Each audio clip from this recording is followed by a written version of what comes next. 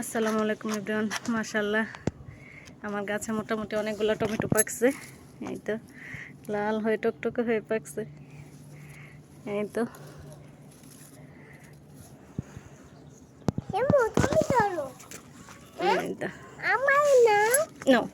ছেড়ো tomato ছেড়ো আস্তে আস্তে আস্তে। মাশাআল্লাহ আরেকটা ছেড়ো ছেড়ো।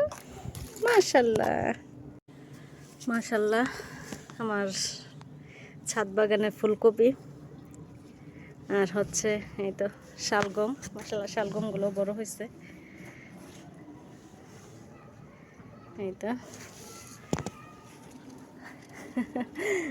এখানের এগুলো দেখেন মাশাআল্লাহ।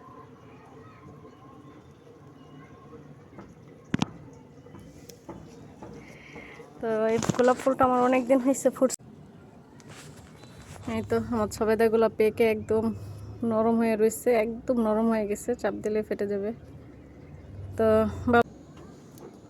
পেরে নিচ্ছি সবেদাগুলো,